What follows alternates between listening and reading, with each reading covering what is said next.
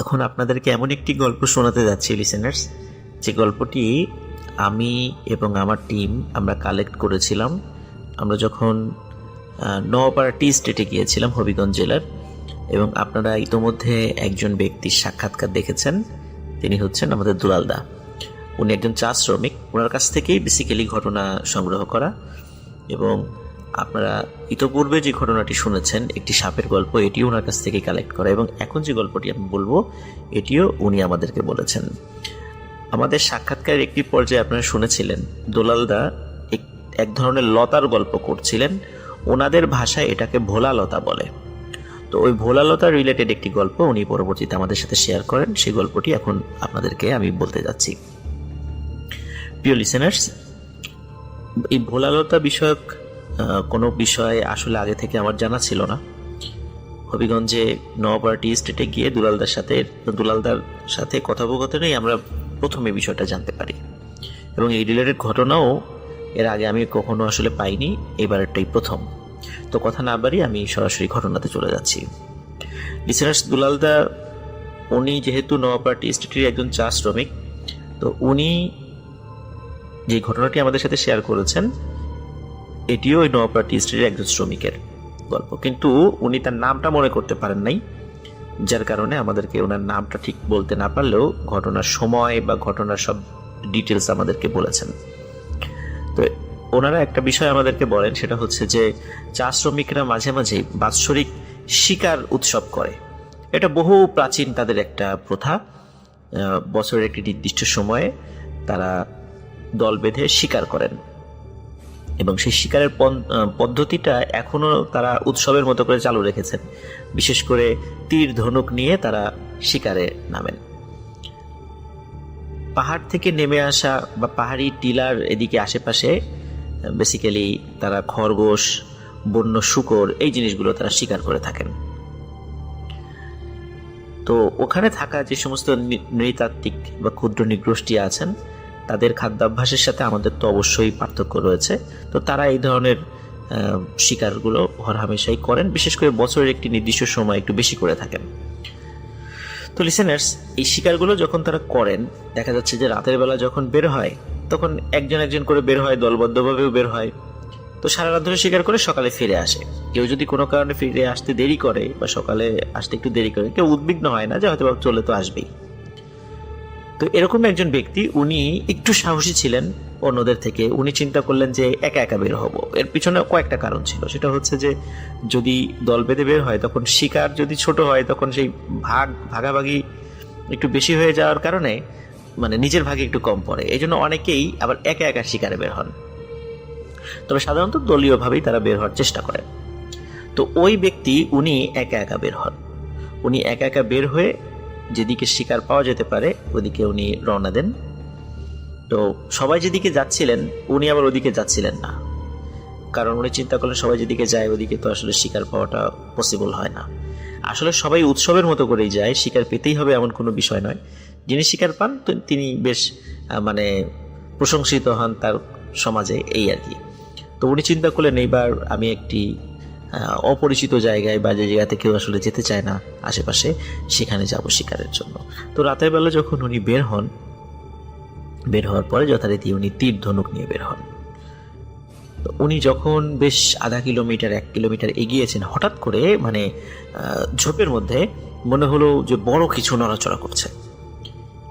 তো উনি চিন্তা করলেন হয়তো বা এটা যেহেতু বড়, মনে হয় বন্য শূকর হবে। উনি এই চিন্তাটা করেছেন। এই চিন্তা করে উনি ওই ঝোপের দিকে আস্তে আস্তে এগিয়ে যেতে থাকেন। তখন উনি একটা বিষয় খেয়াল করেন, সেটা হচ্ছে যে এই ঝোপের মধ্যে থেকে কিছু বের হয়ে যায় নাই, অথচ তার থেকে আরেকটু দূরে, সামান্য একটু দূরে আরেকটি ঝোপ রয়েছে, সেখানে মনে হচ্ছে বড় কিছু নড়াচড়া করছে। তো উনি একটু সন্দেহ করেন যে কি ব্যাপার, আমি তো এখান থেকে বের হয়ে যাওয়া দেখলাম না, বের হয়ে এই ঝোপ থেকে বের হয়ে তো ওইখানে যাই নাই, ওই ঝোপটাতে যাই নাই, তাহলে ওই ঝোপেও কি আর একটা আছে নাকি, উনি এই চিন্তা করেন। তো উনি চিন্তা করেন যে ভালোই তো, হয়তো বা একাধিক শিকার পেয়ে যাব, এরকমটা চিন্তা করেন। তো উনি আস্তে আস্তে পরবর্তী দ্বিতীয় পর্যায়ে যে ঝোপের নড়াচড়া দেখেছিলেন ওই দিকে যেতে থাকেন। তো যখন উনি ঝোপের আরেকটু কাছে আসেন তখন দেখেন ওখান থেকে আরেকটু দূরে আর একটা ঝোপের মধ্যে বড় একটা নড়াচড়া হচ্ছে। তো উনি এবারও চিন্তা করেন কি ব্যাপার। সাধারণত ঝোপের মধ্যে যদি শূকর থাকে, মানুষের আসার বা পায়ের শব্দ শোনার পর তো সে বের হয়ে দৌড় দেয়, দৌড় দিয়ে হয়তো আর একটা ঝোপের মধ্যে যাবে, কিন্তু এই ঝোপে ওরকম শব্দ, ওই ঝোপে ওরকম হচ্ছে। তো উনি আসলে বিষয়টা বুঝতে পারেন না। উনি চিন্তা করেন হয়তো বা দলবদ্ধভাবে অনেকগুলো এরকম ঝোপের মধ্যে আছে, এটাও হতে পারে। তো উনি আবার পরবর্তী ঝোপের দিকে যান। আবার যখন ওই 3 নম্বর ঝোপের কাছে যান, দেখেন ওই ঝোপে কোনো শব্দ, মানে সারা শব্দ নাই। তার থেকে আরেকটু দূরে আর একটা ঝোপের মধ্যে বেশ নড়াচড়া। তো উনি আসলে তখনও বুঝতে পারছেন না যে উনি আসলে মানে কোন একটা বিপদে পড়তে যাচ্ছেন। উনি মনে করেছেন হয়তোবা ওনার চোখ এড়িয়ে যাচ্ছে, এই ঝোপ থেকে ওই ঝোপে চলে যাচ্ছে। তো উনিও নাছোড়বান্দা যে উনি এটাকে স্বীকার করেই ছাড়বেন এই জিনিসটা কি।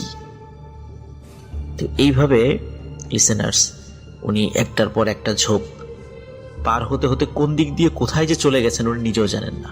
উনি একটা সময় নিজেকে আবিষ্কার করেন যে চতুর্দিকে অসংখ্য টিলা, আশেপাশে বেশ ঝোপঝাড়, এমন একটা জায়গায় উনি আবিষ্কার করেন যে ওইটার পিছনে ছুটতে ছুটতে উনি এই জায়গাটাতে চলে আসছেন। তো তখন উনি আসলে বুঝতে পারেন নাই যে আসলে কিসের পিছনে ছুটছেন, আর যেটার পিছনে ছুটছেন এটাকে উনি আসলে দেখেনি নাই। আর উনি কারো দূর থেকে চিৎকার করে কারো হেল্পও নেয় নাই এই কারণে, কারণ যেহেতু উনি চিন্তা করেছেন একাই শিকার করব, কারো হেল্প নিব না, এই জন্য উনি কারো সহযোগিতাও নেন নাই। কিন্তু এখন সমস্যা হচ্ছে যে উনি যে জায়গাটাতে এসেছেন এখন কোথাও কোনো নড়াচড়া নাই। এখন উনি চিন্তা করেন কি ব্যাপার, কোথাও নড়াচড়া নাই, আমি এই অন্ধকারের মধ্যে কোন জায়গাটাতে অনুমানে সেখানে তীর ছুড়ব বা সেখানে যাব। তো উনি বেশ কনফিউজড হয়ে পড়েন যে আমি আসলে কোন দিকে যাব এখন, আশেপাশে তো অনেক ঝোপঝাড়। তো উনি চিন্তা করেন আমি একটু অপেক্ষা করি, দেখি একটু হলেও তো নড়াচড়া কোথাও শোনা যাবে, তাহলে যেদিকে নড়াচড়া শোনা যাবে ওই দিকেই যাব। তো উনি অনেকক্ষণ ধরে ওয়েট করছেন, প্রায় 2 ঘন্টা 3 ঘন্টা পর হঠাৎ করে ওনার পেছন দিকে একটু নড়াচড়া উপলব্ধি করেন উনি, যে হয়তো বা পেছনে কোনো প্রাণী বা কোনো কিছু আছে। তো উনি আস্তে করে ঘুরে তাকান, যেহেতু অন্ধকার উনি ওখানে তেমন কিছু দেখতে পাচ্ছিলেন না। তো উনি ঘুরে তাকিয়ে চিন্তা করেন যে তাহলে এদিকে আস্তে আস্তে আগাই, কিন্তু এবার আর কোনো উনি এতটা বিরক্ত হয়ে গেছেন, তো উনি চিন্তা করছেন যে এইবার আর আমি এত পা টিপে টিপে আগাবো না, এবার একটা ধাওয়া দিব। ধাওয়া দিলে অন্তত ওই জিনিসটা যদি দৌড় দেয়, তাহলে দৌড় দেওয়ার সময় যেহেতু গাছপালা নড়লে বুঝতে পারবে যে কোন দিক দিয়ে যাচ্ছে, যেহেতু উনি খুব ক্লান্ত হয়ে পড়েছিলেন এটার পিছনে ছুটতে ছুটতে। তো উনি একটা ধাওয়া করেন, কিন্তু দেখেন যে না, কোনো কিছু দৌড় দিচ্ছে না। দৌড় দিলে তো গাছ তো নড়বে, তেমন কিছুই নেই। তো উনি খুব অবাক হন, কি ব্যাপার, এমন তো হওয়ার কথা নয়। হঠাৎ করে উনি ফিল করেন ওনার পায়ের সাথে বেশ কিছু লতা পেঁচিয়ে গেছে। তো এটা তো স্বাভাবিক ব্যাপার, এটা হতেই পারে, যেহেতু ঝোপঝাড়ের মধ্যে আসছেন, লতা তো পেঁচিয়ে যেতেই পারে। তো উনি খুব বেশি এটা কেয়ার না করে পা থেকে লতা খুলে ফেলে উনি আবার সামনের দিকে হাঁটা শুরু করেন। তো লিসেনার্স, উনি বেশ খানিকক্ষণ হাঁটতে হাঁটতে হঠাৎ করে এমন একটা জায়গায় নিজেকে আবিষ্কার করেন যে একটু আগে উনি পায়ের থেকে লতা খুলে হাঁটা শুরু করেছিলেন, উনি অনেকক্ষণ ধরে ঘুরতে ঘুরতে ওই একই জায়গাতে চলে এসেছেন। তো উনি খুব অবাক হন যে কি ব্যাপার, আমি ঘুরতে ঘুরতে একই জায়গায় চলে আসলাম, আমি তো সোজা হেঁটেছি, আমি তো বাঁকা কোনো দিকে যাইনি, তা আবার এখানে চলে আসলাম কেন। তো উনি চিন্তা করেন হতেও পারে রাতের বেলা ভুল হতে পারে। উনি আবার হাঁটা শুরু করেন। তো লিসেনার্স, অনেকক্ষণ হাঁটার পর তিনি আবার আবিষ্কার করেন উনি আবারও সেই জায়গাটাতে চলে এসেছেন, যে জায়গাটাতে সেই লতা উনি পায়ের থেকে খুলে রেখেছিলেন। কিভাবে উনি বুঝতে পারলেন, সেটা হচ্ছে যেহেতু ওনার পায়ের সাথে লতা পেঁচিয়ে গিয়েছিল, ওখান থেকে উনি লতা খুলেছিলেন। ওইখানে আসার পরে চাঁদের, এখন রাতের বেলা, কিন্তু ওনার সাথে তো পূর্ণিমার আলোতে এই শিকারগুলো করে থাকেন, যেদিন পূর্ণিমা হয় ওই পূর্ণিমার দিনে, এই জন্য উনি স্পষ্ট সেটা দেখতে পাচ্ছিলেন যে উনি একটু আগে যেখান থেকে গিয়েছিলেন আবার সেখানে ফিরে আসছেন। তো তো উনি এভাবে বারবার বারবার বারবার চেষ্টা করছেন, কিন্তু কোনোভাবেই উনি ওই গোলকধাঁধা থেকে বের হতে পারছিলেন না। হঠাৎ উনি আবার জঙ্গলের মধ্যে নড়াচড়া শুনতে পান। তো এবার উনি চিন্তা করেন যে আসলে এটা কি, এটা আমাকে দেখতেই হবে। সেই অনেক দূর থেকে এটার পিছনে ছুটতে ছুটতে আসলাম, এটা আসলে কি, এটা দেখতেই হবে। তো উনি এবার চিন্তা করেন, এবার যেই জায়গাটাতে মানে নড়াচড়া হয়েছে এখানে উনি তীর ছুড়বেন। এর আগে উনি একটা তীরও ছোড়েন নাই। তো উনি তীর তাক করেন এবং উনি আবার যখনই একটু নড়াচড়া দেখেছেন সাথে সাথে সেখানে তীর ছোড়েন। কিন্তু লিসেনার্স, ওনার অনুমানের ভিত্তিতে ওই তীর ছোড়ার পরও যেখানে যাওয়ার পরে দেখেন যে ওনার তীরটা তীরের জায়গায় পড়ে আছে, ওখানে কিছু নাই। এবং তীর ওখানে যাওয়ার পরেও কোনো কিছু দৌড়ে পালাবে সেখানেও কিছু নাই, মানে তেমনও কিছু উনি দেখেন নাই। উনি খুবই এবার মানে ভয় পান যে কি ব্যাপার, কি হচ্ছে এগুলো, এমন তো হওয়ার কথা নয়। কোনো কিছু ছুটে পালিয়ে যাওয়ার কোনো ধরনের কোনো সাউন্ড বা কোনো গাছের নড়াচড়া আমি দেখছি না। তাহলে আমি আসলে কিসের পিছনে এতক্ষণ ধরে ছুটছি? কি আমাকে এভাবে ঘোরাচ্ছে? কে আমাকে নিয়ে আসলো? উনি এর কোনো প্রশ্নের উত্তর বা কুল কিনারা খুঁজে পাচ্ছিলেন না। আর এটা উনি খুঁজে পাচ্ছিলেন না যে উনি যে ঘুরতে ঘুরতে বারবার একই জায়গায় চলে আসছেন। তো উনি চিন্তা করলেন যে যেভাবেই হোক এই জায়গা থেকে বের হতে হবে, আর দেরি করা যাবে না। তো উনি সাহস করে মানে আকাশের নক্ষত্র, ওনারা যেহেতু মানে আদিবাসী সম্প্রদায়, এই জন্য দেখা যাচ্ছে যে অনেক বিষয়াবলী, জ্যোতিষশাস্ত্রের কিছু কিছু বিষয় ওনাদের বংশ পরম্পরায় ওনারা জানেন যে রাতের বেলা হারিয়ে গেলে কিভাবে আকাশের তারা দেখে ওনার মানে পথ নির্ণয় করবেন। তো উনি আকাশের তারাকে নির্ধারণ করে একটি দিক নির্ধারণ করে উনি হাঁটা শুরু করেন, যে তাহলে আমি অন্তত ডানে বায়ে যাওয়ার কোনো বিষয় থাকবে না। তো উনি এইভাবে হাঁটছেন প্রায় 1 ঘন্টা হাঁটছেন। হাঁটার পরে যেহেতু হবিগঞ্জ, সিলেট, শ্রীমঙ্গল এই জায়গাগুলো কিন্তু পাহাড় বা টিলা আছে অনেক। তো উনি হাঁটতে হাঁটতে ওই তারকা নির্দেশ করে উনি মানে তারকাকে দেখে উনি হাঁটছিলেন। বেশ অনেকক্ষণ পরে হঠাৎ করে দেখে উনি আবার যে জায়গাটা থেকে হাঁটা শুরু করেছিলেন সেখানে চলে এসেছেন। এবং ওখানে আসার পর এবার আর একটা ভয়ঙ্কর ব্যাপার উনি লক্ষ্য করেন। সেটা হচ্ছে যে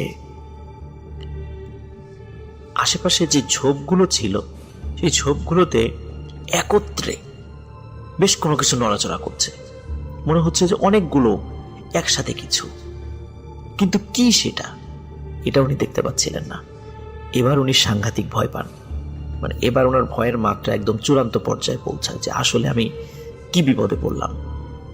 কারণ এই আকাশের তারা দেখে চলেও আমি পথ খুঁজে পাচ্ছি না। তাহলে কি হলো, কি হয়েছে আমার সাথে? তো উনি ভয়ে সেন্সলেস হয়ে যাবেন, কিন্তু যাওয়ার আগ মুহূর্তে ওনার যতটুকু মনে আছে উনি যেটা পরবর্তীতে সবাইকে বলেছিলেন সেটা হচ্ছে যে সেন্সলেস হওয়ার আগ মুহূর্তে উনি দেখেছিলেন যে এই যে ঝোপগুলোর মধ্য থেকে অনেক লম্বা মানে লতা পাতার মতো কিছু বের হয়ে আসছে। এটা আসলে কোনো প্রাণী না, মনে হচ্ছে লতা পাতা। ওই ঝোপগুলোর মধ্যে থেকে লতা পাতা সুরসুর করে বের হয়ে আসছে, বের হয়ে তার দিকে আসছে এবং তার শরীরকে আস্তে আস্তে পেঁচিয়ে ফেলছে, এরকম মনে হচ্ছে। এরপরে উনি আর কিছু স্মরণ করতে পারেন নাই।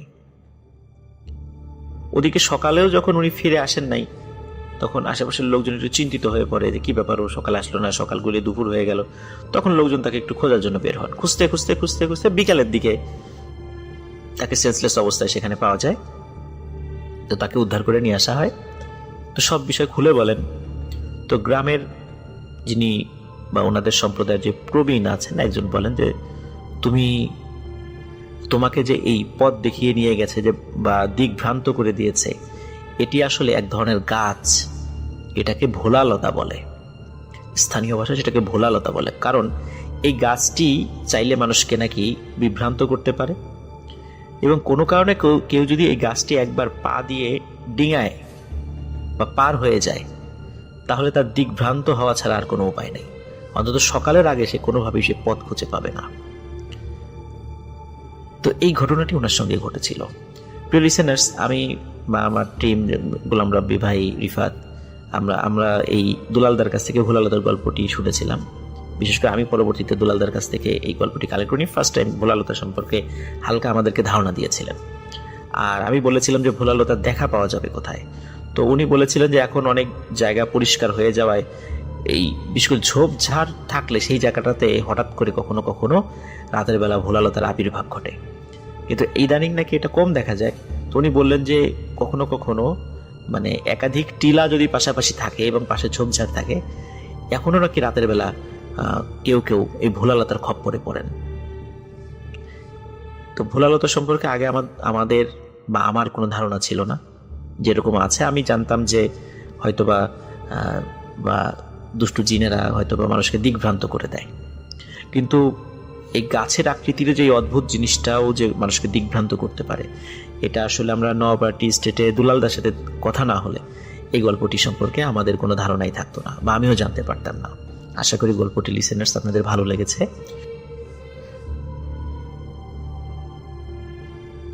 ঘটনাটি শুরু 2007 সালে। শেখ জাহিদুল ইসলাম, ওনার বাসা হচ্ছে এই খুলনা শহরের রায়মহল এলাকার দরগা শরীফ নামক স্থানে। এই দরগা শরীফের ঠিক পাশেই ওনার বাসা। 2007 সালে এই বাসায় ওনারা বসবাস করতে শুরু করেন। ওই সময় উনি ছিলেন ইন্টার ফার্স্ট ইয়ারের স্টুডেন্ট।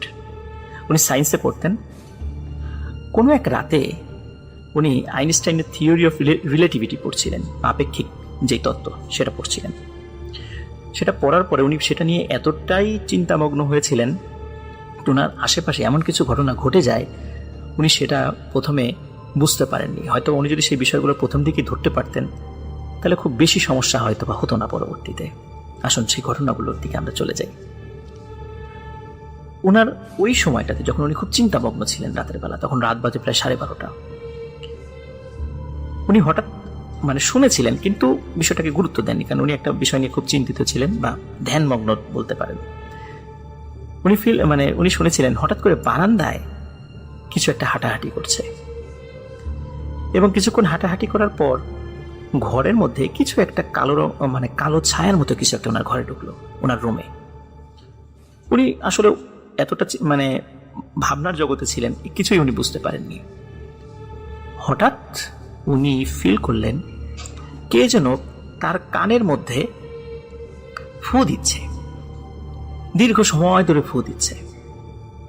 ফার্স্টের দিকে উনি ভেবেছিলেন হয়তো জানালার সাইড থেকে বাতাস আসছে, কিন্তু উনি খেয়াল করলেন ওনার যেই কানটাতে বাতাসটা লাগছে এবং কানের ভিতরে বাতাস পৌঁছে যাচ্ছে, সে কানটা অন্য পাশে, জানালার পাশে না, অন্য দিকে। তাহলে এই বাতাসটা বা ফুটা কোথা থেকে আসছে? এবং একদম কানের ভেতরে আমরা যদি কাউকে ফু দেই, ঠিক যেরকম সহ সহ শব্দ অনুভূত হয় কানের ভেতরে, একদম পর্দায় গিয়ে যেটা আঘাত লাগে, ঠিক সেমন মনে হচ্ছিল। উনি তখন চিন্তা করেন হয়তোবা একটা বিষয় নিয়ে দীর্ঘক্ষণ ধরে ভাবছেন, এই কারণে কোনো কারণে ওনার হয়তো বা হ্যালুসিনেশন বা এই টাইপের কোনো একটা ফিলিংস তার মনে হয়েছে। এটা আসলে কিছু না, জাস্ট এতটুকু উনি মনে করেছেন। এই দিনের মতো ঘটনা এখানেই শেষ। এই ঘটনা 2 দিন পরে ছিল শবে বরাত, আর শবে বরাতের 2 দিন পরে ঘটে যায় আরেকটি ভয়ঙ্কর ঘটনা। শবে বরাতের ঠিক 2 দিন পরে উনি রাতের বেলা খাওয়া দাওয়া করে আর একটু স্টাডি করে 12:30টার দিকে শুয়ে পড়েছেন। উনি সকালে উঠে ফজরের নামাজ পড়তেন, যেন খুব বেশি রাতে উনি ঘুমাতেন না।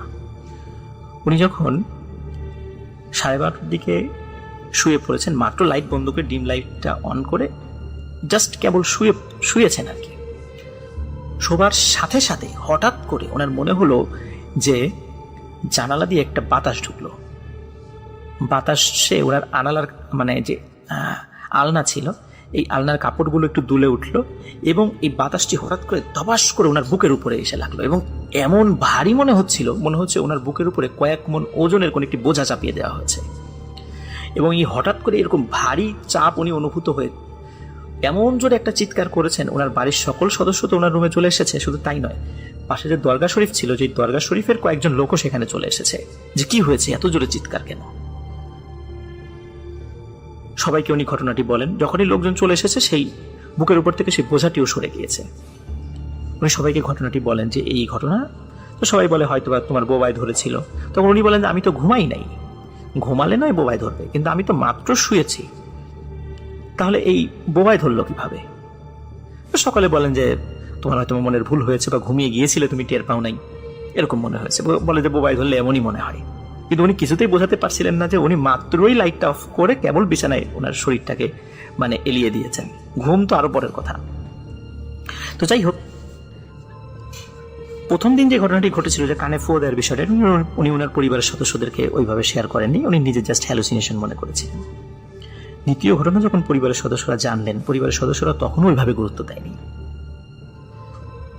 এরপর থেকে প্রতিদিন এক ধরনের একটি সমস্যা উনি ফিল করেন। সেটা হচ্ছে, উনি যখন রাত্রে ঘুমিয়ে থাকেন, ঘুমানোর পরে গভীর রাত্রে উনি ফিল করেন যে ওনার ঘুম ভেঙে গেল, এবং ঘুম ভাঙার পরে ওনার মনে হয় যে কোনো একজন মানুষ ওনার দুই পায়ে বৃদ্ধাঙ্গুলি ধরে টানা হেঁচড়া করছে, এবং ওনাকে আস্তে আস্তে বিছানা থেকে নিচে ফেলে দিচ্ছে, বা টেনে বিছানা থেকে সরিয়ে ফেলছে, এমন মনে হয়। এবং উনি খেয়াল করেন ওনার মাথার নিচে বালিশ যেখানে ছিল, সে বালিশ সেখানে নেই, বালিশের জায়গায় আছে, উনি সরে গেছেন অন্যদিকে, উনি নিচ দিকে চলে আসছেন। এখন উনি চিন্তা করে এটা তো হতেই পারে। কিন্তু এটা যখন প্রতিনিয়ত হচ্ছিল, যেমন উনি শুয়ে আছেন, ওনার শরীরের উপর চাদর ছিল, সেই চাদরটি বিছানার নিচে পড়ে আছে, ফ্লোরে পড়ে আছে, এটাও হতে পারে ফ্যানের বাতাসে বা যে কোনো কারণে সেটা হতে পারে। উনি ফার্স্টের দিকে এটা মনে করেছিলেন। কিন্তু এই যে ওনার দুই পায়ের বৃদ্ধাঙ্গুলিতে রাতের বেলা যে কোনো দুটো হাত ওনার দুই পায়ের বৃদ্ধাঙ্গুলি ধরে এই বৃদ্ধাঙ্গুলি টানাটানি করতো, এবং এই কারণে ঘুম ভেঙে যেত, এটা একটা প্রতিনিয়ত একটা ব্যাপার ছিল। এবং উনি যতক্ষণ রুমে লাইট জ্বালানো থাকতো, ততক্ষণ পর্যন্ত উনি কিছুই দেখতেন না।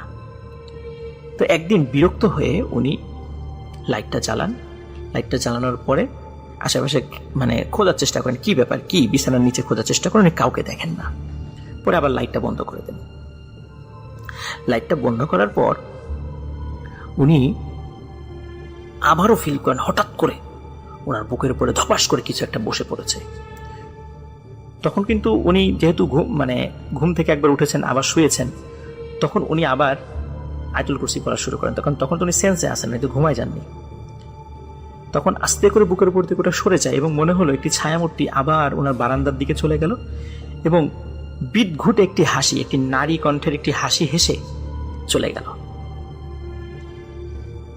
এই ঘটনার সাথে সাথে আরেকটি ঘটনা ওনার বাসায় ঘটতে থাকে। সেটা হচ্ছে ঠিক রাত 12টার পরে, মিড নাইটের পরে, ওনার বাসার চালের উপরে হঠাৎ করে ধপাস করে একটা শব্দ হয়, এবং চালের উপর দিয়ে কিছু হাঁটাহাঁটি করে। ওনারা শুরুর দিকে মনে করেছেন বিড়াল বা অন্য কিছু হতে পারে, কিন্তু এই জাহিদুল ইসলাম ভাই উনি স্পষ্টভাবে বুঝতে পারতেন এই কিছুক্ষণ হাঁটাহাঁটি করার পরে ওনার যে বারান্দা, এই বারান্দার কাছে এসে কিছু একটা জিনিস ধাপ করে নিচে নামতো।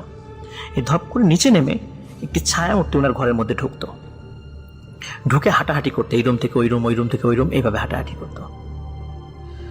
এই ঘটনাটি শুধু উনিই দেখতেন, ওনার পরিবারের অন্য কোনো সদস্যরা দেখতো না, যার কারণে পরিবারের সদস্যরা ওনাকে দীর্ঘদিন ধরে ওনাকে বলেছিলেন এটা ওনার মনের ভুল। কিন্তু উনি কিছুতেই অন্য সদস্যদেরকে বোঝাতে পারতেন না যে এটা আসলে উনি সেটা দেখছেন। ওনাকে ডাক্তারের কাছে নিয়ে যাওয়া হয়, উনি ট্রিটমেন্ট করেন, কিন্তু তাতেই অবস্থা কোনো উন্নয়ন হয় না। এখন ওনার বাবা ডিসিশন নেন যে এই টিনের চালের এই বিষয়, এই আদার্স এই বিষয়, তাহলে একটা কাজ করি, বাসার কিছু কাজ তো অসমাপ্ত আছে, উপরে তো ছাদ দেই নাই, টিন শেড করে রেখেছি, তাহলে ছাদ দিয়ে দোতলাটা কমপ্লিট করে ফেলি। তো যার কারণে ওনারা কি করেছেন, ওই বাসাটা 6 মাসের জন্য ছেড়ে দিয়ে পাশে একটি বাসায় ভাড়া নিয়ে ওঠেন, এবং বাড়ির কাজ সম্পন্ন করে 6 মাস পরে আবার এই বাসায় চলে আসার পরে অদ্ভুত একটি ব্যাপার ওনারা লক্ষ্য করতে থাকেন। সেটা হচ্ছে ওনাদের বিভিন্ন ঘরে যেই কাঁটাওয়ালা যে ঘড়িগুলো আমরা যেগুলো ব্যবহার করি, এই বিভিন্ন রুমে ঘড়ি ওনারা টানিয়ে রাখেন, কিন্তু এই ঘড়িগুলো অদ্ভুত অদ্ভুত সময় বন্ধ হয়ে যেত, এবং এই ঘড়িগুলো কোনোটাই চলতো না। অদ্ভুত সময় বলতে পারেন যে মনে করুন রাত 12:30, 1:30, 2:30, 3টা, 3:30 এমন, এই সময় ঘড়ি বন্ধ হয়ে যেত। এবং এই ঘড়িগুলো, কাঁটাওয়ালা ঘড়িগুলো ওনাদের বাসায় স্টিল নাও আজ পর্যন্ত কোনো কাঁটাওয়ালা ঘড়ি সেটা টেকে না, নষ্ট হয়ে যায়। তো কাঁটাওয়ালা ঘড়ি যখন টিকছিল না, তখন ওনারা ডিজিটাল ঘড়ি ব্যবহার করা শুরু করেন। এবং ডিজিটাল ঘড়িতেও যে সমস্যা দেখা দেয় সেটা হচ্ছে সেখানে সময় উল্টাপাল্টা না দেখালেও ব্যাটারিটা ডাউন হয়ে যায়। ব্যাটারিটাও সেখানে বেশি দিন টেকে না, কয়েকদিনের মধ্যে সেটা নষ্ট হয়ে যায়। এবং লিসেনার্স, আপনারা আর একটা জিনিস শুনলে অবাক হবেন, ওনার যে ডেস্কটপ রয়েছে বা কম্পিউটার, এই কম্পিউটারের ভেতরেও কিন্তু ঘড়ির এক ধরনের একটা ব্যাটারি থাকে। ওনার সেই ঘড়ির ব্যাটারি পর্যন্ত নষ্ট হয়ে যায়।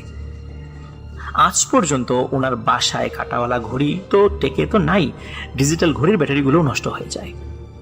এবং ওনার বাড়ির সবাই দুরারোগ্য ব্যাধিতে আক্রান্ত। কয়েক বছর আগে ওনার বাবা খুব একটা দুরারোগ্য ব্যাধিতে ভুগে ইন্তেকাল করেছেন। এবং ওনার পরিবারের প্রায় প্রত্যেকটা সদস্য বিভিন্ন দুরারোগ্য ব্যাধিতে আক্রান্ত। ওনারা চেষ্টা করেছিলেন অন্য জায়গায় শিফট করার জন্য, কিন্তু সেটাও পারেননি। বিভিন্ন হুজুরদেরকে ডেকে নিয়ে আসা হয়েছিল যে আসলে এখানে সমস্যাটা কি, কেউ এই সমস্যাটা সলভ করতে পারেননি। এখন তাহলে এখানে কেন এমনটা হচ্ছে, এই বাসায় কেন এই সমস্যা? তখন ওই হুজুররা বলেছিলেন শত শত বছর আগে এই জায়গাতে মনসা দেবীর একটি মন্দির ছিল এবং কালের বিবর্তনে মন্দিরটা ধ্বংস হয়ে গেছে। কিন্তু এইখানে যদি কোনো স্থাপনা তৈরি করা হয়, তাহলে ওই মন্দিরে যে সমস্ত জিনেরা ছিল ওরা তো এখনো জীবিত আছে, ওরা এরকম ডিস্টার্ব করে এবং এরা এতটা শক্তিশালী যে এদেরকে আসলে এখান থেকে হটিয়ে দেওয়ার কোনো উপায় নেই, এরা এখানে থাকবেই। কিন্তু ওনারা যেহেতু রেগুলার সালাত আদায় করেন, ধার্মিক পরিবার, এই জন্য ওনাদেরকে ওইভাবে ক্ষতি করতে না পারলেও ওনারা ওই পরিবারের সকলেই কিন্তু অসুস্থ। জাহিদুল ইসলাম ভাই উনি নিজেও কিন্তু শারীরিকভাবে সুস্থ নন। এই অদ্ভুত যে বাসা, এই বাসাটির খবর যেহেতু সৈকত আমাকে এনে দিয়েছে, সৈকতকে ধন্যবাদ।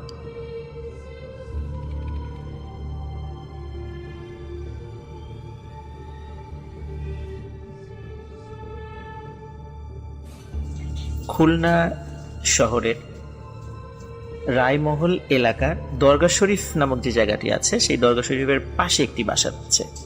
শেখ জাহিদুল ইসলাম নামক একজন ব্যক্তি, উনি ওনার সঙ্গে ঘটে যাওয়া কিছু এক্সপেরিয়েন্স শেয়ার করেছিলেন এবং আমাদের খুলনা জেলার ভৌতিক টিমের সদস্য সৈকত এই স্টোরিটি কালেক্ট করে দিয়েছিলেন। আমি এর আগের স্টোরিটা আপনাদেরকে বলেছিলাম, ওই বাসাটি এমন ব্যতিক্রমী একটি বাসা, যেই বাসায় কোনো ঘড়ি চলে না, কাঁটাওয়ালা ঘড়ি তো একদমই না, এবং ডিজিটাল ঘড়িও কিছুদিন পরে নষ্ট হয়ে যায়।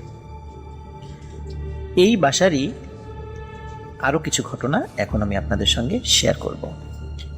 রিসেন্টলি সৈকত শেখ জাহিদুল ইসলামের কাছ থেকে এই ঘটনাগুলো কালেক্ট করে আমাকে পাঠিয়েছেন। এখন আমরা শুরু করছি সেই ঘটনাটি। ওই বাসায় অনেক ঘটনা রয়েছে, তবে 2018 সালে একদম রিসেন্টলি ঘটে যাওয়া কিছু ঘটনা আমি আপনাদের সঙ্গে শেয়ার করব। শেখ জাহিদুল ইসলাম উনি বিবাহিত। উনি যথারীতি প্রতিদিনের মতো রাত্রেবেলা খাওয়া দাওয়া করে রাত প্রায় 11:30টার দিকে উনি এবং ওনার স্ত্রী শুয়ে পড়েন। ওনার ঘরের ডিম লাইটটা জ্বালানো থাকতো এবং ওনার ঘরের পাশে একটি বারান্দা রয়েছে। ওনারা যখনই লাইটটা অফ করে শুয়েছেন, শোয়ার পরপরই যখনই দুইজনই হাজবেন্ড ওয়াইফ দুইজনই যখন চোখ বন্ধ করেছেন, তখন শেখ জাহিদুল ইসলাম উনি দেখছেন চোখ বন্ধ করা অবস্থায় যে কালো রঙের প্রকাণ্ড একটি সাপ, এই সাপটি উনার দিকে আসছে এবং অবস্থাটা এমন যে উনি যেহেতু বিছানায় শুয়ে আছেন, উনি চোখ বন্ধ করেই মনে হচ্ছে যে উনি ঘরের সবকিছু দেখতে পাচ্ছেন। উনি চোখ বন্ধ করে উনি দেখতে পাচ্ছিলেন যে ওনার পায়ের দিকে কালো রঙের প্রকাণ্ড একটি সাপ, এবং এই সাপের একটা বিশেষ বৈশিষ্ট্য উনি লক্ষ্য করেন, এই সাপের কিন্তু 5টি মাথা রয়েছে। 5 মাথাওয়ালা একটি সাপ ওনার দিকে আস্তে আস্তে এগিয়ে আসছে। উনি এই দৃশ্য দেখার পরপরই ভয়ে ওনার স্ত্রীর হাত চেপে ধরেন। চেপে ধরে উনি চিৎকার করে ওঠেন। ওদিকে ওনার পাশে শুয়ে থাকা স্ত্রী উনিও এই শেখ জাহিদুল ইসলামের হাত চেপে ধরে চিৎকার করে ওঠেন। তখন শেখ জাহিদুল ইসলাম ওনার স্ত্রীকে বলেন যে আমি এরকম এরকম দেখেছি। ওনার স্ত্রী বলে যে আমিও তো একই জিনিস দেখেছি। তখন ওনারা কথা বলতে বলতে ডিম লাইটের আলোতে সামনের দিকে তাকিয়ে দেখেন ওনারা একটু আগে চোখ বন্ধ করে যেটা দেখছিলেন সেই জিনিসটাই ওনাদের সামনে। প্রকাণ্ড একটি সাপ, কালো রঙের। এই কারণে বলছিলাম ওনারা যখন চোখ বন্ধ করেছিলেন তখন রুমটা আলোকিত দেখছিলেন, কিন্তু আসলে তো রুমটা আলোকিত ছিল না, রুমটা ছিল ডিম লাইট। ডিম লাইটের আবসা আলো ছিল রুমে। যখন ওনারা দুজনই চোখ খুলে সামনের দিকে তাকান, দুজন একত্রে দেখেন যে একটু আগে চোখ বন্ধ করে কালো রঙের যে সাপটি দেখেছেন ঠিক ওই আবছা আলোয় স্পষ্ট দেখা যাচ্ছে সেই সাপটি 5 মাথাওয়ালা এবং সেটি তাদের দিকে তাকিয়ে আছে। এবং সাপটি কিন্তু অনেক বড়, ঠিক যেমন ফনা ধরে। আপনারা অনেক সময় এই ধরনের বহু মাথাওয়ালা সাপ দেখেছেন, অনেক সময় ছবিতে দেখেছেন। এটি কিন্তু বাস্তবে ওনাদের রুমের মধ্যে ওনারা দেখতে পান। যখন দুজনই চিৎকার চেঁচামেচি শুরু করেন তখনই ওনাদের সামনেই এই সাপটি ওনাদের বারান্দার দরজা দিয়ে বের হয়ে চলে যায়।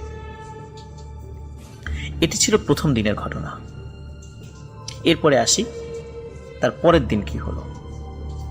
শেখ জাহিদুল ইসলাম উনি ওনার বাসায় ছোট্ট একটা কোচিং সেন্টার চালান, বিভিন্ন ব্যাচ ওনার রয়েছে। তো একদিন মানে ঠিক এই ঘটনা ঠিক পরের দিন ওনার একটা ব্যাচের পড়া ছিল, কিন্তু ওই দিন বৃষ্টি হওয়ার কারণে স্টুডেন্ট কম এসেছিল। মাত্র 2 জন স্টুডেন্ট এসেছিল এবং তারা ছিল মেয়ে স্টুডেন্ট। ওখানে ওরা যেখানে বসে পড়তো সেখানে তারা ঢোকার পরেই তারা চিৎকার করে সেন্সলেস হয়ে যায় দুজনই। পরে বাসার অন্য সদস্যরা আসে, তাদেরকে একটু সেন্স ফেরানো হয়, জিজ্ঞেস করে কি হয়েছে।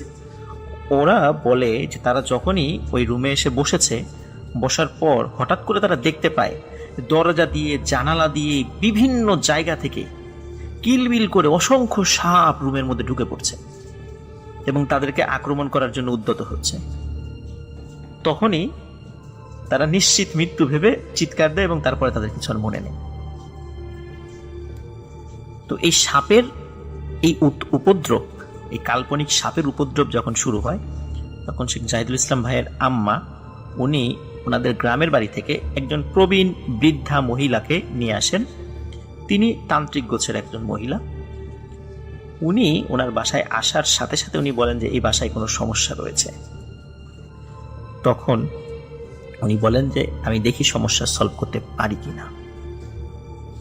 উনি ওনার একটা রিচুয়ালের মাধ্যমে উনি সেই কাজটা শুরু করেন। চতুর্দিকে কিছু একটা গোলাকার বৃত্ত এঁকে তার মধ্যে বসেন, অ্যাজ ইউজুয়াল আমরা সাধারণত যেগুলো দেখি আর কি।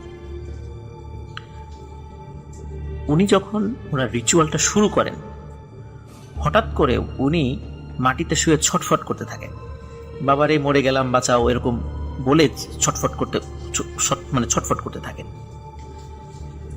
কিছুক্ষণ পর উনি বলেন যে আমি আর এক সেকেন্ড এই বাসায় থাকবো না, এক্ষুনি বের হয়ে যাব। তাই বলে উনি কোনো মতে উঠে ওনার প্রয়োজনীয় জিনিস যেগুলো নিয়ে এসেছেন সেগুলো নিয়ে দৌড় দিয়ে উনি বাসার বাইরে চলে যান। তখন উনি স্বাভাবিক হন। তখন ওনাকে জিজ্ঞেস করে কি হয়েছে, বলে যখনই আমি রিচুয়াল করতে শুরু করেছি তখন আমি দেখি ভয়ঙ্কর আকৃতির কালো রঙের একটি সাপ যার অনেকগুলো মাথা আছে সরাসরি এসে আমার পায়ে কামড় দিয়েছে এবং আমি ছটফট করছিলাম এবং তখন ওই সাপটি বলছিল যে আর কখনো এখানে আসবি না। তখন আমি কোনো মতে পরিমরি করে যে বাইরে চলে এসেছি, সুতরাং এইখানে আমি আর কখনো আসবো না, তোমরাও যত দ্রুত পারো বাসাটি ছেড়ে দাও।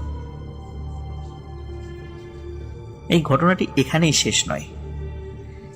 শেখ জাহিদুল ইসলামের ভাইয়ের বাসায় যদি কোনো আত্মীয় স্বজন আসতে যায়, বিশেষ করে রাতের বেলা, তখন ঘটে আর এক ধরনের ঘটনা। এমন একটি ঘটনা আমি বলছি। শেখ জাহিদুল ইসলামের মামা উনি একদিন আসছিলেন, কারণ যেহেতু ওই বাসাটা খুব বেশি আগের করা না, 2007 সাল থেকে ওনারা থাকা শুরু করেছেন এবং তখন থেকেই সমস্যাগুলো সৃষ্টি হচ্ছে এবং টুকিটাকি সমস্যা সবসময় লেগেই থাকে। তো ওনার মামা একদিন আসছিলেন, ওনার বাসায় আসার আগে বাসার কাছে একটা কবরস্থান রয়েছে, সেই কবরস্থানের পাশ দিয়ে আসতে গেলে ছোট্ট একটা কালভার্টের মতো রয়েছে, এই কালভার্টটা পার হয়ে আসতে হয়। ওনার মামা আসছিলেন, আসার পথে দেখেন যে ছোট্ট একটা বাচ্চা এই কালভার্টের পাশে দাঁড়িয়ে আছে এবং সে বাচ্চারা যেভাবে কাঁদে সেভাবে কাঁদছে। তার মামা জিজ্ঞেস করেন, খোকা তোমার কি হয়েছে, কোথায় বাসা তোমার? তখন তার মামা খেয়াল করেন সে কোনো কথা বলে না। কয়েকবার জিজ্ঞেস করার পরও সে যখন কোনো উত্তর দেয় না, তখন উনি লক্ষ্য করেন যে ওই বাচ্চা ছেলেটি তার দিকে তাকালো এবং তার চোখ স্বাভাবিক মানুষ থেকে কিন্তু অনেক বড়। যখন তার দিকে তাকানোর পর তার মামার বুঝতে আর বাকি রইল না যে উনি একটা বড় ধরনের বিপদে পড়েছেন। তখন উনি যেটি করেন, যেহেতু ওনার পেছন দিকে যাওয়ার কোনো ওয়ে ছিল না, উনি তো যেহেতু ওনার বোনের বাসাতেই যাবেন, অন্য কোনো বাসা তো উনি চেনেন না আশেপাশে, তখন উনি ওই বাচ্চাটির সামনে দিয়ে ওনার বোনের বাসার দিকে দৌড় দেন এবং উনি দৌড় দেওয়ার সময় বারবার পিছনেও লক্ষ্য করছিলেন এবং উনি দেখছিলেন ওই বাচ্চাটিও তার পেছনে পেছনে দৌড়ে আসছে। দৌড়ে আসতে আসতে যখন উনি ওনার বোনের বাসার কাছে চলে এসেছেন, যখন দরবার শরীফের ঠিক একদম ওখানে চলে এসেছেন, তখন উনি লক্ষ্য করেন ওই বাচ্চাটি আর নেই। কিন্তু স্বাভাবিকভাবেই ওনার একদম কানের কাছে ফিসফিস করে একটা আওয়াজ আসে। ফিসফিস করে আওয়াজটা এমন ছিল,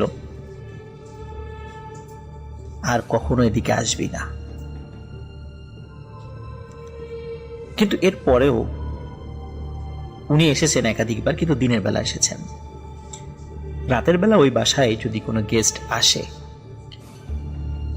তারা কিন্তু কোনো না কোনো সমস্যায় পড়বেন, এমনই একটি বিষয় ওখানে হয়ে দাঁড়িয়েছে এবং ওনারা অত্যন্ত কষ্টের মধ্যে ওই বাসায় জীবনযাপন করছেন।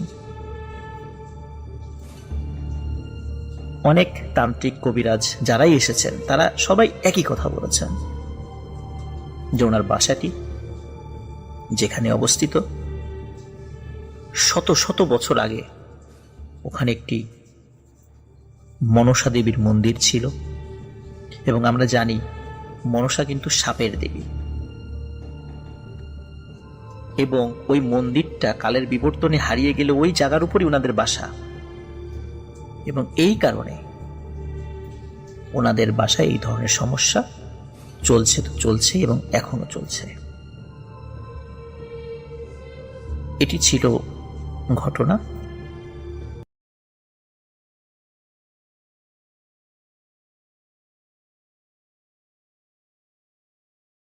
তখন দেখবা ওই লাশ বড় একটি হা করেছে আর তার মুখের মধ্যে এই পেরেকটি ঢুকিয়ে দিবা।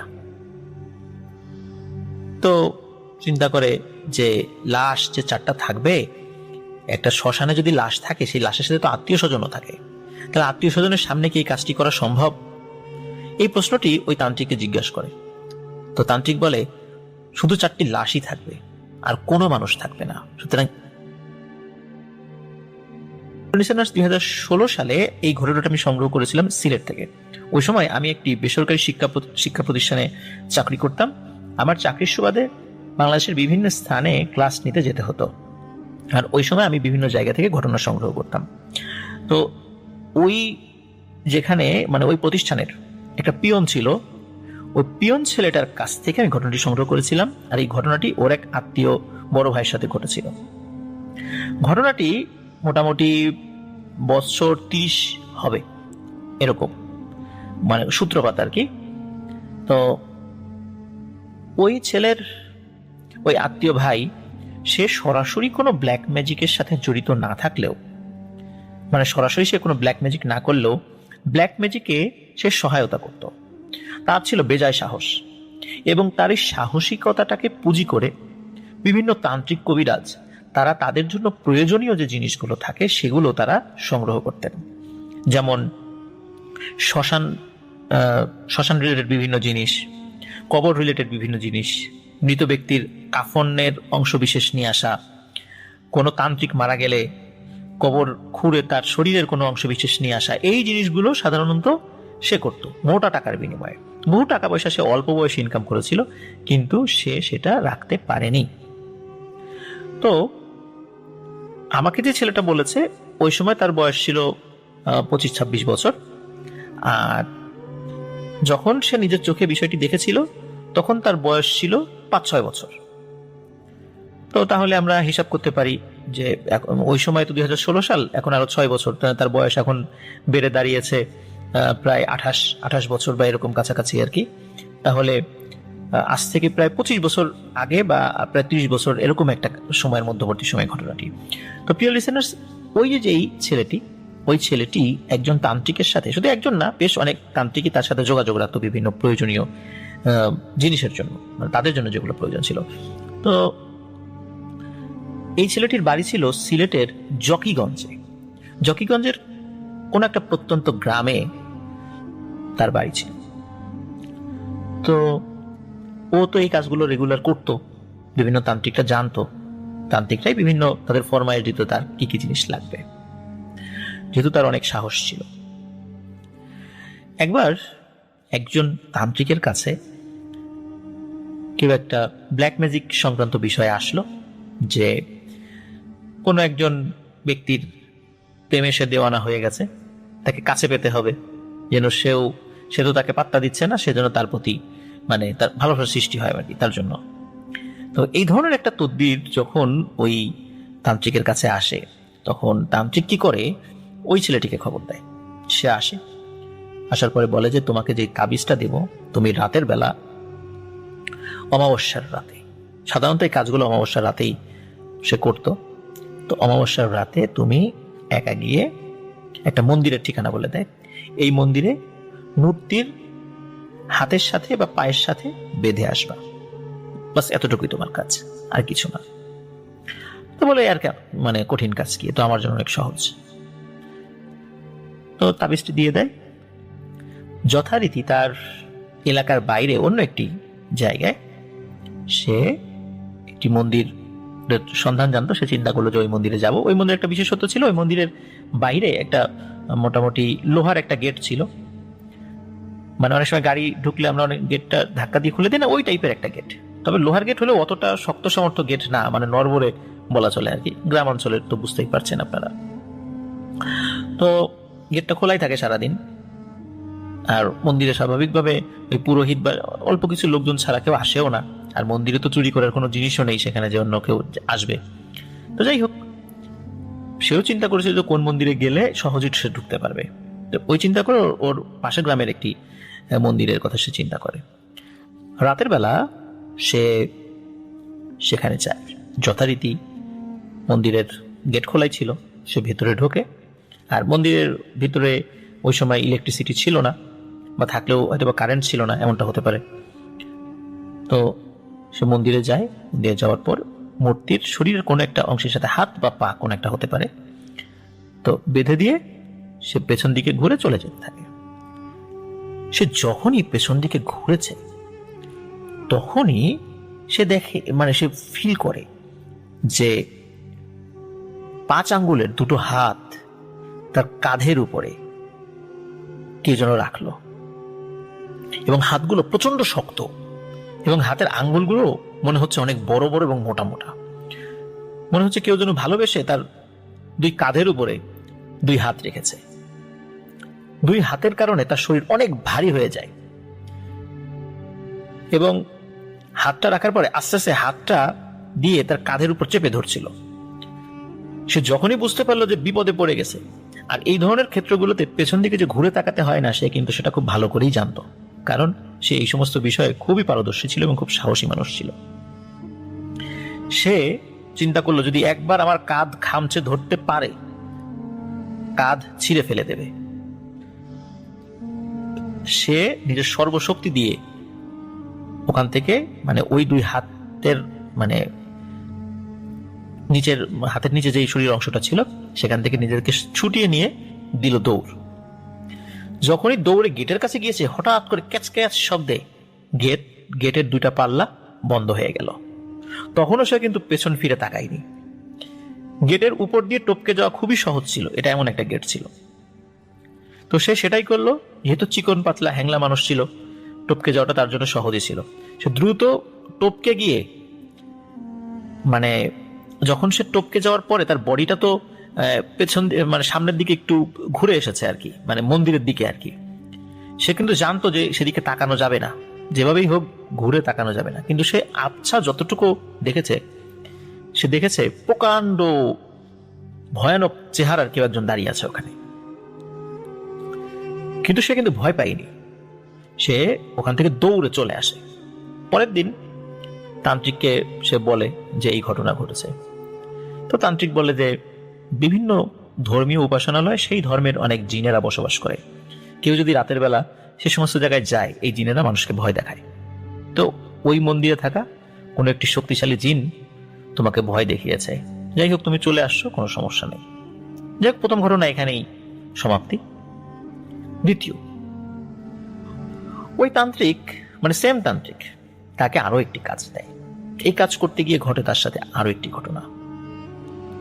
সে যখন ওই তান্ত্রিকের কাছে যায়, তান্ত্রিক তার হাতে 4টি পেরেক দেয়, লোহার পেরেক। পেরেকগুলো প্রায় আধ হাত লম্বা। এই 4টি পেরেক দেয় এবং বলে যে সামনের অমাবস্যায় তুমি শ্মশানে যাবা। তুমি শ্মশানে যাওয়ার পর দেখবা সেখানে সাদা কাপড়ে 4টি লাশ ঢাকা রয়েছে, প্রত্যেকটা একটু দূরে দূরে। তুমি সর্ব বাম পাশ থেকে শুরু করবা, মানে সবার বামে, তোমার হাতের বামে যে লাশটি রয়েছে সেখান থেকে শুরু করবা। সেখানে যাওয়ার পর সাদা কাপড়টা তুমি উল্টাবা। এই 4টি লাশই থাকবে পুরুষ মানুষের লাশ, দেখতে স্বাভাবিক মানুষের মতোই থাকবে। তুমি যখনই তাদের মুখের উপর থেকে কাপড় সরাবা এবং একটি পেরেক তার মুখের সামনে ধরবা, তখন দেখবা ওই লাশ বড় একটি হা করেছে, আর তার মুখের মধ্যে এই পেরেকটি ঢুকিয়ে দিবা।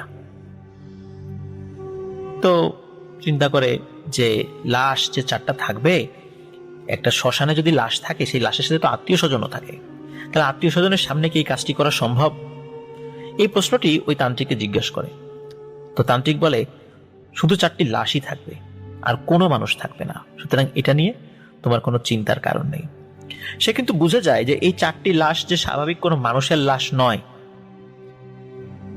কারণ মানুষের লাশ থাকবে অথচ কোনো আত্মীয় স্বজন থাকবে, এটা হতে পারে না। এটাও একটা সাংঘাতিক পরীক্ষা বা প্যারানর্মাল কোনো বিষয়ের কাজ। সে সানন্দে রাজি হয়ে যায়। 4টি পেরেক সে নিয়ে অপেক্ষা করতে থাকে ওই অমাবস্যার রাত্রির জন্য। যখন কয়েকদিন পর সেই অমাবস্যার রাত্রি চলে আসে, তখন সে একা একা চলে যায় শ্মশানে। সত্যি শ্মশানে যাওয়ার পর সে দেখে সাদা কাপড়ে মোড়ানো। অমাবস্যার রাত্রেও কিন্তু মোটামুটি মানে ফাঁকা জায়গায় ও যদি সাদা কাপড় দিয়ে কিছু ঢাকা থাকে, মোটামুটি টের তো পাওয়া যায়। শ্মশানগুলো তো মোটামুটি ফাঁকা ফাঁকা হয়, এই জন্য দেখার মানে টুকটাক হালকা দেখা যায়। আর নিয়ম ছিল সে কোনো আলো সাথে নিয়ে যেতে পারবে না, এটাও একটা বড় সমস্যা। যাই হোক, সে তো পথঘাট চিনত। সে শ্মশানে গিয়েছে। সবার বাম পাশে যে লাশটি রয়েছে, এই লাশটি মুখ থেকে, মানে সাদা কাপড়ে ঢাকা, সে হাত দিয়ে মুখের উপর থেকে কাপড় সরায়। কাপড় সরানোর সাথে সাথে সে দেখে একটা স্বাভাবিক মানুষের মতোই দেখা যাচ্ছে, অন্ধকার যতটুকু মনে হচ্ছে। কিন্তু যখনই একটা পেরেক সে ওই মুখের সামনে ধরেছে, হঠাৎ করে দেখে এই লাশটি বড় একটা হা করেছে, এবং হায়ের মানে মাঝখানে দুই মানে পাটি দাঁতের মধ্যে প্রসারতা প্রায় আধ হাতেরও বেশি। এত বড় হা কিন্তু কোনো স্বাভাবিক মানুষ করতে পারে না। যে শুধু হা করেছে তা না, ওই পেরেকটি সামনে ধরার সাথে সাথে প্রথমে আগে চোখ খুলেছিল। চোখ খোলার সাথে সাথে উনি দেখেন এই চোখগুলো মানে অন্ধকার রাতে যেভাবে কুকুর বিড়ালের চোখ চলে না, ওইরকম জ্বলছে, এবং প্রথম জ্বলার পরে ওইরকম হা করে। সে তো সাহসী মানুষ, কিন্তু ওই সময় সে মোটামুটি ভয় পেয়েছিল, কিন্তু ভয় পেলে তো চলবে না। তখন সে একটি পেরেক ওই মুখের মধ্যে ঢুকিয়ে দেয়। মুখের মধ্যে ঢোকানোর সাথে সাথে সে দেখে যে ওই লাশ হিসাবে শুয়ে থাকা ওই জিনিসটি, ওই পেরেক মটমট করে খাওয়া শুরু করেছে। তখন সে বুঝতে পারে যে আসলে এরা তো কোনো মানুষ না, এটা তো জানাই যাচ্ছে, বোঝাই যাচ্ছে।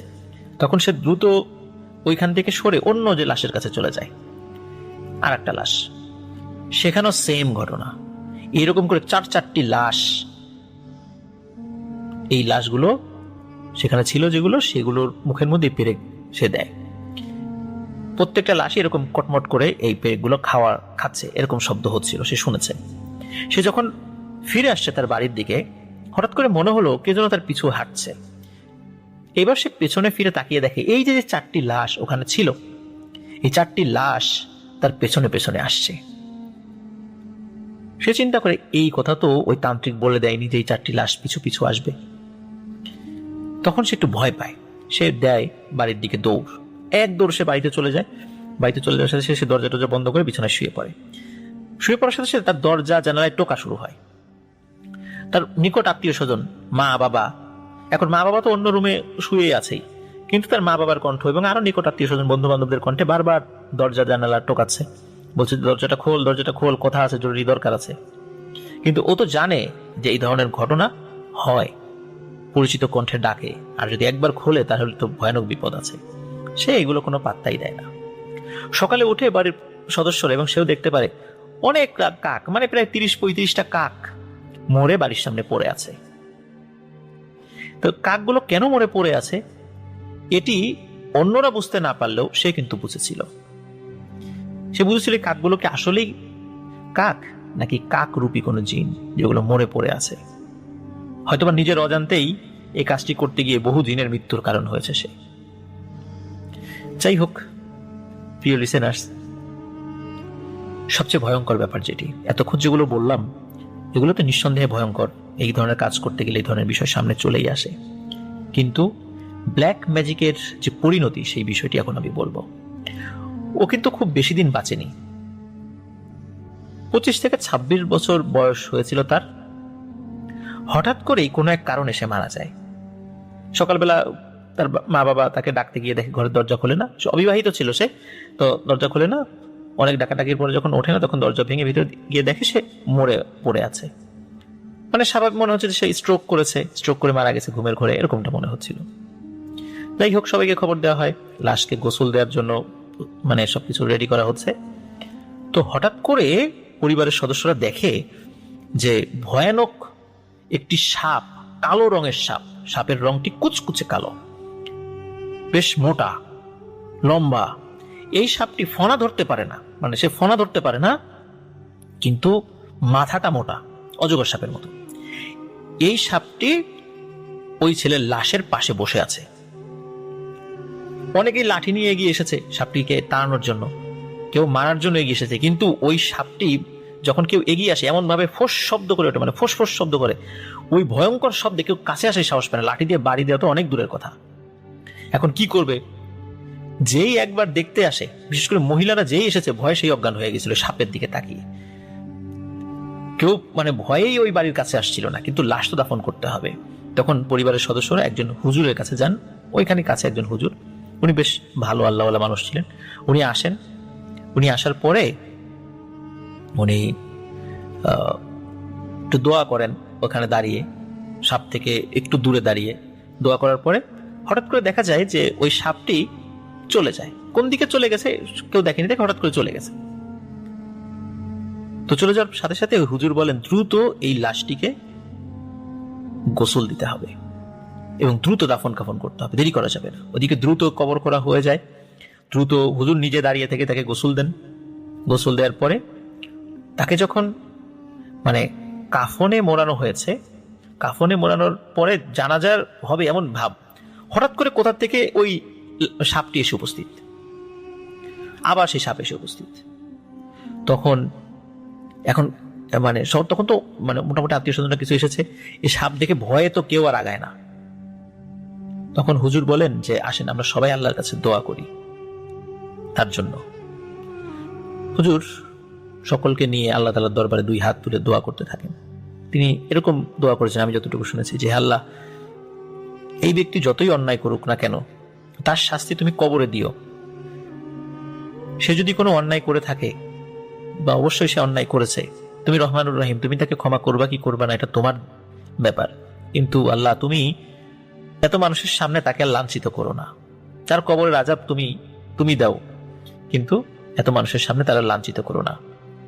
আমরা যথেষ্ট শিক্ষা নিয়েছি তার কাছ থেকে, কিন্তু তাকে অন্তত একজন মুসলিম হিসাবে তাকে সমাহিত করার সুযোগটা আমাদেরকে দাও।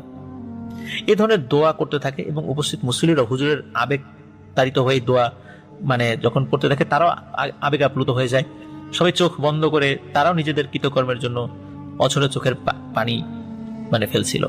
এর মধ্যে যখন মোনাজাত শেষ হয় সবাই মানে দেখে যে সেই সাপটি ওখানে নেই। তখন লাশটি নিয়ে কবরের কাছে যাওয়া হয়। কবরের কাছে যাওয়ার পরে দেখে ওই সাপটি কাছে একটা গাছের ডালে বসে আছে। তখন হুজুর বলে দ্রুত এই করেন, মানে লাশ কবরে নামান। কবরে নামার পরে বাঁশ দেওয়া হয়েছে, বাঁশ দেওয়ার পরে একটা দুটো বাঁশ বাকি ছিল। স্বাভাবিকভাবে ওই মানুষটা প্রথমে নামে, তারপরে যখন বাঁশ দিয়ে দিতে জায়গাটা সংকুচিত হয়ে যায় তখন লাফ দিয়ে উঠে যায়। ওরকম একটা দুইটা বাঁশ মানে উঠে যাওয়ার পর একটা দুইটা বাঁশ দেওয়া বাকি ছিল। তখন সাঁ করে ওই সাপটি এসে কবরের মধ্যে ঢুকে যায়। কবরের মধ্যে ঢুকে যায়, তখন ওই বাঁশ তাড়াতাড়ি করে দিয়ে দেওয়া হয় এবং চাটাই দিয়ে তাড়াতাড়ি করে দাফন কাফন শেষ করা হয়। প্রিয় লিসেনার্স, ব্ল্যাক ম্যাজিক নিজে করা আর কাউকে এই কাজে সহযোগিতা করা উভয়টাই সমান অন্যায়। কারণ আমার একটা কাজের কারণে যদি কোনো একটা ব্যক্তি কুফুরি শব্দ উচ্চারণ করে তাহলে ওই ব্যক্তির ঈমান যেমন চলে যাবে, আমাদেরও চলে যাবে। আমরা কিন্তু অনেকেই আবেগতাড়িত হয়ে পারিবারিক বিভিন্ন কারণে, ব্যক্তিগত কোনো কারণে বিভিন্ন ধরনের হুজুরের কাছে যাই। ওই সময় আমাদের হিতাহিত জ্ঞান থাকে না, আমরা চিন্তা করি এই কাজটা আমাকে করতেই হবে। কিন্তু আমরা ভুলে যাই যে সমস্যা যিনি দিয়েছেন সমাধানও তার হাতে। কিন্তু সাময়িক কোনো সমস্যা সমাধানের জন্য আমরা চিরস্থায়ী জাহান্নাম কিনে নিতে পারি না। এই জন্য আমরা এই যে বিভিন্ন মানুষের কাছে যাই বিভিন্ন তদবিরের জন্য, খুবই সতর্ক থাকবো তিনি কি আদৌ এই তদবিরগুলো কোরআন সুন্নাহ ভিত্তিক করছেন, তিনি কি রুকিয়া করছেন না ব্ল্যাক ম্যাজিক করছেন, তিনি কি ঝাড়ফুঁক কোন দোয়া পড়ে করছেন, কোরআন থেকে কোনো আয়াত পড়ে করছেন নাকি কোনো তন্ত্র মন্ত্র পড়ছেন। এই বিষয়টাও কিন্তু আমরা খেয়াল রাখবো। আর আমরা কোনো গণকের কাছে হাত দেখাবো না, তাহলে কিন্তু আমাদের মারাত্মক ক্ষতি হবে। হাদিসে এমনও বর্ণিত আছে কেউ যদি গণকের কাছে হাত দেখায় তার 40 দিন ইবাদতই কবুল হবে না। আর হাত দেখাতে হয় না, হাতের মধ্যে যে রেখাগুলো রয়েছে সেগুলো আসলে ভালো বা খারাপ বা এর আদৌ কোনো মিনিং আছে কিনা সেটা একটা মানে এটা ব্যাখ্যা দিতে হবে। এবং এটা অনেকেই বলেন এর কোনো মিনিং নেই, যাই হোক সেই আলোচনায় আমরা যাব না। কিন্তু হাদিসে আছে কাউকে হাত দেখানো যাবে না, এখানেই শেষ। কেন দেখানো যাবে না, কি কারণে দেখানো যাবে না, দেখালে কি হবে, কি ক্ষতি হবে, জাগতিক কি ক্ষতি, আধ্যাত্মিক কি ক্ষতি, ওই ধরনের প্রশ্নই আমরা যাব না। রাসূল সাল্লাল্লাহু আলাইহি ওয়াসাল্লাম নিষেধ করেছেন কাউকে হাত দেখাতে, আমরা হাত দেখাবো না, নিজেও দেখাবো না, অন্যদেরকেও দেখাতে উৎসাহিত করব না। এবং এই মেসেজটা আমরা তাদেরকে পৌঁছে দেব যে হাত দেখানো যাবে না। প্রিয় লিসেনার্স, আশা করছি ব্ল্যাক ম্যাজিক রিলেটেড এই ঘটনা এবং এর পরিণতি রিলেটেড এই ঘটনাটি আপনাদের সকলের ভালো লেগেছে। ঘটনাটি এই হাসান ভাইয়ের বাড়ি যেখানে গাইবান্ধা জেলার গোবিন্দগঞ্জ উপজেলার মহিমাগঞ্জ ইউনিয়নের দেওয়ানতলা নামক স্থানে, ওখানে বাঙালি নদীর একটি শাখা বের হয়েছে আর কি। তো ওইখানে একটা স্লুইস গেট রয়েছে, অনেকে আমরা উচ্চারণ সুইস গেট বলি, তো এটা মূলত স্লুইস গেট। স্লুইস গেট এটা নদীর একটা জায়গায় থাকে, সেটা পানির প্রবাহ এখানে বন্ধ করার জন্য বা পানির প্রবাহ নিয়ন্ত্রণ করার জন্য এই ধরনের স্লুইস গেটগুলো করা হয়। বন্যার সময় স্লুইস গেটগুলো যাতে খোলা না থাকে, পানিতে যেন প্লাবিত হতে না পারে, তো এই কারণে স্লুইস গেট দিয়ে পানির প্রবাহটাকে নিয়ন্ত্রণ করা হয়। তো মূলত স্লুইস গেটের ওখানে এই ঘটনাটি ঘটেছিল। আর এই দেওয়ানতলা নামক যে জায়গাটি, এই জায়গার নামকরণের একটা বিষয় অবশ্যই আমি বলাটা সমীচীন বলে মনে করি। তো এইখানে একটু তথ্যগত ভুল হয়েছিল। আসলে দেওয়ানতলা, দেওয়ান সাহেব যিনি ছিলেন, অদ্ভুত ব্যাপার হলো এই দেওয়ান সাহেব মূলত কোনো মানুষ ছিলেন না, এটি ছিল একটি কুমির রূপী জিন। আর আমি ওই ঘটনায় বলেছিলাম দেওয়ান সাহেব এটা হচ্ছে আমাদের হাসান ভাইয়ের দাদা। আসলে মূলত বিষয়টা এই জায়গাটা আমার একটু বুঝতে ভুল হয়েছিল, এই জন্য এটা আমি কারেকশন করে দিচ্ছি। তো এই ঘটনাটি সূত্রপাত হয় ব্রিটিশ পিরিয়ডে। লিসেনার্স, তখন এই হাসান ভাইয়ের দাদার বাবা উনি এই ঘটনাটি, বিশেষ করে কুমিরের বিষয়টি, সেটি উনি প্রত্যক্ষ করেছিলেন। তো এই কুমির এটি এই দেওয়ান হাসান ভাইয়ের দাদার মানে দাদার বাবা রাতের বেলা কোনো কারণে তার সাথে দেখা হয়েছিল এবং তাকে বলেছিলেন, মানে উনি একবার পার হচ্ছিলেন রাতের বেলা, হঠাৎ করে একটা কুমির, কিন্তু কুমিরটা তার সাথে কথা বলে ওঠেন। তখন কুমির কথা বলে যে আমি রাতের বেলা যদি কেউ বিপদে পড়ো আমি পার করে দিব পিঠে করে, কিন্তু তোমাদের কাছে আমার অনুরোধ থাকবে এবং নির্দেশনা থাকবে, তোমরা কেউ মাংস খেয়ে, বিশেষ করে গরুর মাংস খেয়ে কেউ আমার পিঠে উঠো না, তাহলে আমি আর তোমাদের উপকার করতে পারবো না, আমারও ক্ষতি হবে। এরপর থেকে যখন কোনো মানুষ ওই নদীর কাছে এসে রাতের বেলা, দিনের বেলা কিন্তু এটা হতো না, রাতের বেলা কেউ যদি বিপদে পড়তো, পার হওয়া নিয়ে সমস্যা হতো, বিশেষ করে পার হওয়া সংক্রান্ত বিপদে পড়তো, তখন যদি কেউ বলতো দেওয়ান সাহেব আপনি কোথায়, তখন ওই কুমির ভেসে উঠতো। বেশ বড় আকার একটা কুমির ছিল, ওই পিঠের উপরে একজন বা দুইজন এরকম করে পার হতে পারতো। তো এই কুমিরটা নদী পার করে দিত। তো ওই গ্রামের বহু মানুষ ওই কুমিরের পিঠে রাতের বেলা বিপদে পড়ে নদী পার হয়েছে। একটা সময় কি হলো যে একজন ব্যক্তি তার এক আত্মীয় বাড়ি থেকে দাওয়াত খেয়ে ফেরার সময় নৌকা পাচ্ছিল না, রাত হয়ে গিয়েছিল এবং ওনার বাড়িতেও খুব জরুরি কাজ ছিল। তখন ওনাকে তো পার হতে হবে, আর উনি তো দেওয়ান সাহেবের এই বিষয়টি জানেন। তো উনি তখন দেওয়ান সাহেব বলে ডাক দেন, তখন দেওয়ান সাহেব চলে আসে, আর সেও ওই পিঠে উঠে বসে। যেহেতু দাওয়াত খেয়ে এসেছিলেন, দাওয়াত খাওয়ার যেহেতু ওই সময় বিভিন্ন ধরনের খাবার উনি খেয়েছিলেন, মাংস আইটেমও সেখানে ছিল, এর মধ্যে গরুর মাংসও ছিল। তো ওনার আসলে বিষয়টা অতটা মানে মাথায়ও ছিল না, এটা কি ইন্টেনশনালি ছিল নাকি অনিচ্ছাকৃত ছিল সেটাও সত্যতা আমরা জানি না। তো তার পিঠে যখন পার হচ্ছিল, দেওয়ান সাহেবের পিঠে মানে কুমিরের পিঠে যখন পার হচ্ছিল, মাঝ নদীতে এসে হঠাৎ করে কুমিরটি অদৃশ্য হয়ে যায়, আর উনি পানির ভিতরে পড়ে যান। তো উনি সাঁতার জানতেন, সাঁতার কেটে উনি তীরে চলে আসেন। এরপর থেকে ওই কুমিরকে আর কখনোই কেউ দেখেনি। আর কুমিরের নামই যেহেতু দেওয়ান সাহেব ছিল, এই কারণে ওই জায়গার নাম হয়ে যায় দেওয়ানতলা।